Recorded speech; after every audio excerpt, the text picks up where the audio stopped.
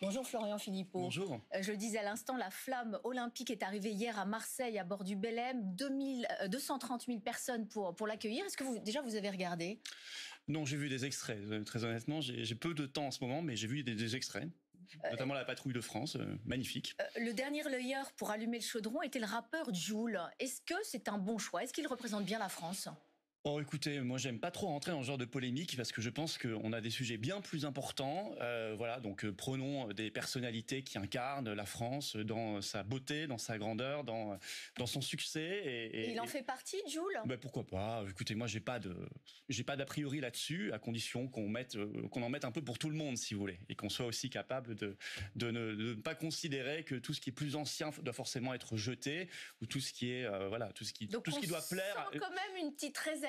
Non, mais surtout, je rentre pas dans ce genre de polémique, parce que je pense vous savez, on a eu une polémique il y a pas longtemps. Justement, il y a eu une polémique sur le choix éventuel de la chanteuse française Aya Nakamura. Je ne suis pas rentré dans cette polémique. Évoqué une provocation. Pour vous, c'était un bon choix, Aya Nakamura? Je veux dire, dans les JO, je suis choqué par d'autres choses que tout cela.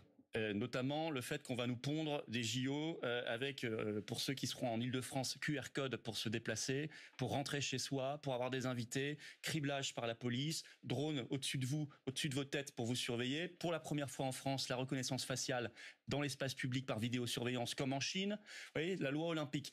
Et la ministre des Sports nous a déjà dit, on va utiliser ça, puis on va ensuite le garder si ça fonctionne bien. Je veux pas rentrer dans ce genre de société de surveillance généralisée. Je suis même, avec nos alliés de VIA, Jean-Frédéric Poisson, on est même allé devant le Conseil d'État, seul mouvement politique à le faire, pour défendre nos libertés et contester ces mesures de restriction et de surveillance. Vous savez qui tient ce discours aujourd'hui dans la panoplie des partis politiques, le même discours sur justement ces mesures de sécurité disproportionnées? En France, aucun, puisqu'on est les seuls à agir. Donc... Si, les Insoumis.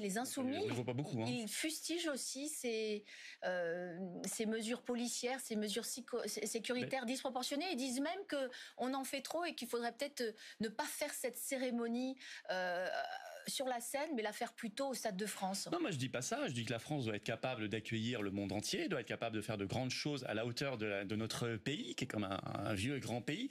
Mais on n'est pas obligé, pour assurer la sécurité, de faire des choses qui sont inadmissibles du point de vue des principes de la liberté. Comme du temps du Covid, on nous a pondu des passes. Je veux pas demain qu'on ait un pass sanitaire, un pass carbone pour se déplacer ou faire ses achats. Assurer la sécurité, il faut bien qu'il y ait des périmètres qui soient extrêmement policés. Aucun JO dans le monde n'a jamais demandé à des riverains, des gens qui habitent chez eux, de présenter des QR codes à la police. Aucun n'a fait cela, et pourtant ça s'est passé. Voilà, donc je suis désolé, moi je pense qu'il y a des... Mais est-ce qu'il n'y a pas un contexte aujourd'hui? Non, la sécurité a bon dos. Moi je pense que c'est surtout depuis quelques années une dérive vers une société de contrôle et de surveillance, et qu'on veut mettre le citoyen sous surveillance permanente, avec des droits de plus en plus restreints, notamment de se déplacer. On a vu aussi l'explosion des tarifs pendant les JO, notamment la mobilité. Ils vont quand même faire un truc incroyable. Pour prendre un bus, le ticket va passer de 2,50 € à 5 €. Et le chauffeur vous donnera 2 tickets, il va en déchirer un sur les 2. Ouais, alors ça va peut-être être vu, c'est pas encore très clair. J'espère. Enfin, écoutez, mais qu'est-ce que c'est que cette dinguerie là où on est, honnêtement, où on est. Qu'est-ce que vous pensez justement de cette distribution de primes qui sont en ce moment faites par le gouvernement, des primes pour les forces de l'ordre, pour les transports, pour les hôpitaux? Est-ce que vous dites, oui, c'est légitime, il faut finalement, des Français ne vont pas partir en vacances, mais vont se consacrer uniquement aux Jeux Olympiques? Ou est-ce que vous dites, on en fait trop? Non, mais les gens vont bosser, il faut bien payer, tout travail mérite salaire. Mais moi, je suis pour une augmentation générale plutôt des salaires, parce que les primes, le problème, c'est que ça rentre pas dans les retraites, c'est ponctuel. La France a des salaires très bas. Et là, on en vient à un problème JO pas fondamental, c'est que notre pays doit se réindustrialiser pour augmenter ses salaires et donc changer radicalement d'environnement économique, de politique économique. Ça suppose de pouvoir faire du patriotisme économique. Ça suppose de pouvoir faire du patriotisme agricole. Et ça, vous le savez, on en revient à nos européennes, c'est interdit par notre appartenance à l'Union européenne. Ça n'est pas pour rien que je veux quitter l'Union européenne. C'est pour retrouver des leviers pour les donner aux Français, leur donner du mieux-être et notamment du salaire. Alors, je le disais, les européennes, c'est dans un mois. Vous êtes effectivement partisan du Frexit. Si 86% de nos concitoyens se déclarent fiers d'être français, 60% se déclarent aussi fiers d'être européens. C'est ce qu'on apprend dans le sondage Odoxa Blackbone Consulting pour le Figaro. Vous n'êtes pas à contre-courant, puisque ce sentiment d'appartenance à l'Union européenne augmente. Non, d'ailleurs, il y a eu d'autres questions dans ce sondage. Est-ce que vous vous sentez prioritairement français ou européen? Européen, ça tombe à 8%. Est-ce que l'Europe, ça suscite quelque chose de positif ou négatif? Négatif dans les 3/4 des cas. Tout ça, c'est dans le sondage. Et puis, moi, c'est le sondage incroyable. Voulez-vous quitter l'Union européenne? 36% des Français qui disent oui. Et c'est considérable. C'est 5 points de plus qu'il y a quelques semaines. Alors moi, je dis à tous ces Français-là, j'ai même vu que c'était les 2 tiers des sympathisants RN. Je leur dis attention, réfléchissez bien à votre vote le 9 juin aux européennes, parce que vous allez peut-être voter pour des listes qui veulent rester dans l'Union européenne. Bardella a dit récemment, il n'y a pas dans notre projet ni de Frexit public, ni de Frexit caché. Il y aura donc simplement de la trahison. Oui, parce que si ils ne sortent pas de l'Union européenne, aucune de leurs promesses ne sera tenable, ni sur l'immigration, ni sur l'économie, ni sur l'agriculture, ni sur le reste. Ils jouent franc-jeu. Ils disent, nous, on veut plus sortir de l'Union européenne, on veut plus sortir de l'euro, on veut plus sortir de Schengen. Oui, c'est bien de le dire. Le RN ne s'est jamais porté aussi bien. Jordan Bardella, il est à 32% dans les sondages. Beaucoup de leurs électeurs, la preuve avec ce sondage, beaucoup pensent qu'ils veulent encore sortir de l'Union européenne parce qu'ils écoutent simplement leurs promesses à côté. Alors ils disent, on va réduire l'immigration, on va sauver nos paysans, etc. Mais vous ne pouvez pas le faire si vous restez dans l'Union européenne. Madame Meloni en Italie, qui est au pouvoir depuis 1 an et demi, l'a démontré. C'est une catastrophe. Explosion de l'immigration, retraite à 67 ans. Elle n'a pas défendu l'argent liquide comme elle avait promis de le faire, alors que nous, on veut le constitutionnaliser parce que c'est une liberté et qu'on combat tous les projets d'euro numérique, etc., et d'identité numérique. Je veux dire, il faut être conséquent. Le vrai choix de l'élection européenne, c'est est-ce qu'on reste dedans et on prend tout, forcément. On reverra pas l'Europe de l'intérieur. Ça, c'est une promesse fausse faite tous les 5 ans. Ça n'est pas possible. Il faudrait l'unanimité de tous les États membres, les 27, exactement sur le même projet. Donc, à la virgule près. Soit on prend rien, soit on part. Voilà, et si on part, on retrouve notre indépendance, nos libertés, notre capacité d'action. Il y a aussi des conséquences. Si on regarde ce qui s'est passé en Grande-Bretagne, 3 ans après le Brexit, l'économie britannique, elle tangue quand même sévèrement. Récession, inflation, pénurie, surcoût. Est-ce que la France, elle pourrait résister longtemps à être isolée comme ça en Europe? Stop au projet peur sur la sortie. Le Royaume-Uni est devenu le 4e exportateur mondial depuis le Brexit. Il nous a dépassés. L'industrie britannique est maintenant supérieure à l'industrie française, ce qui n'existait pas. Le 1er avril dernier, leur SMIC a augmenté 10%. Il est maintenant très supérieur au SMIC français, ce qui n'était pas le cas avant. L'an dernier, leur pouvoir d'achat a augmenté 3,1%. Nous, il a augmenté de 0,2%. Ils vont prendre une loi sur l'immigration très restrictive, qui fait même polémique, paraît-il. Enfin bon, ils agissent. Elle serait interdite s'ils étaient encore dans Schengen et en tout cas dans l'Union européenne. Et le coût du Brexit. Le Brexit, c'est 124 milliards d'euros par an. Mais ça, je ne comprends pas du tout d'où viennent ces chiffres faux. Ce sont des chiffres de manipulation. Non, ce sont des chiffres d'une institution tout à fait... Ouais, un truc bidon européiste financé par Bruxelles. Attention à tout ça.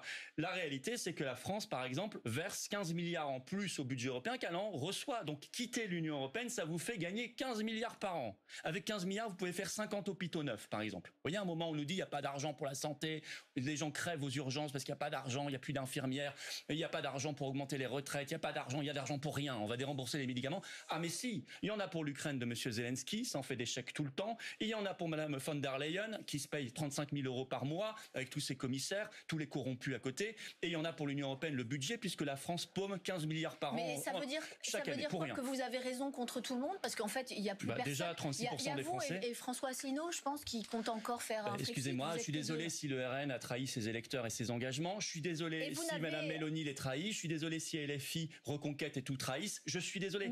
Leurs promesses ne sont pas tenables. C'est ça que vous devriez leur demander. Mais en 2019, sur cette ligne-là, sur ce Frexit-là, vous n'avez obtenu que 0,65% des suffrages. Oui, nous étions tout petits à l'époque. On avait 1 an et demi d'existence, les Patriotes. Vous êtes plus grand aujourd'hui. Aujourd'hui, on a juste 20 fois plus d'adhérents.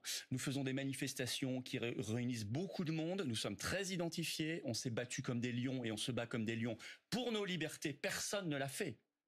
Ni le RN, ni personne, ni les macronistes, bien sûr, n'ont bougé le petit doigt lorsque nos libertés étaient mises en jeu pendant le Covid, lorsque des travailleurs étaient suspendus. Ils n'ont pas bougé le petit doigt. On se bat comme des lions pour la paix, les seuls de France. Vous visez combien dans un mois? Mais avoir des élus. Parce que vous savez, ça veut dire au moins 5%. Bien sûr, si c'est une élection. 0,65 à 5%, c'est... Le parti n'a plus rien à voir. Il est beaucoup plus grand. Nous sommes en alliance, en coalition. Notre liste, l'Europe, ça suffit, est la seule liste de rassemblement des souverainistes et résistants. Et c'est une élection à un tour à la proportionnelle. Si vous votez pour vos convictions, vous avez des élus. L'enjeu n'est pas d'avoir 30 ou 32 ou 35 élus RN, ça sert à rien. ils seront en tête de toute façon. L'enjeu, c'est d'avoir des députés frexiteurs pour défendre la France. Eh bien, très bien, on verra ça le 9 juin. Merci beaucoup, bonne journée. Merci à vous. Voilà, je crois que tout a été dit. Enfin, en tout cas, je crois qu'il faut dire les choses telles qu'elles sont. Ce sondage est assez extraordinaire, hein, celui dont on parlait, démontre qu'il y a de plus en plus de Français pour le Frexit. Et évidemment, 2/3 des électeurs RN qui sont pour le Frexit, ils ne peuvent pas voter pour Alice Bardella. Enfin, je l'ai dit clairement, donc j'invite tout le monde vraiment à réfléchir à son vote très important pour l'élection européenne du 9 juin. Merci de partager cette vidéo, cet entretien où on dit les choses. J'ai démontré aussi que nous, on faisait, hein, pas simplement dire. Et pour ça, abonnez-vous à cette chaîne YouTube en cliquant sur le petit bouton s'abonner. C'est extrêmement important pour contrer la censure. En ce moment, les réseaux sociaux, pendant la campagne, sont très censurés, très surveillés parce qu'il y a la Commission européenne qui fait une pression de dingue sur les plateformes. Donc, je compte sur vous. Abonnez-vous, un petit commentaire ou un pouce. Et surtout, s'abonner, c'est un clic, c'est gratuit. Vous êtes abonné à la chaîne et ça va aider énormément à la diffusion des vidéos. Nos rendez-vous, ce vendredi, 10 mai à 19h, on est en direct sur cette chaîne. Toutes vos questions, sans aucune, sans tabou, sans interdit, sans langue de bois, et toute l'actualité, les européennes, l'actualité française et mondiale, ensemble. Soyez là à 19h sur cette chaîne en direct ce vendredi 10 mai. Notre ami écolistier Jean-Frédéric Poisson est en Corse samedi à 16h au Best Western d'Ajaccio pour une réunion publique. Allez-y massivement, c'est ouvert à tous. Moi, je suis le mercredi 15 mai à 19h à Louvigny près de Caen, dans le Calvados, grosse réunion publique. Petit formulaire d'inscription sous la vidéo en description.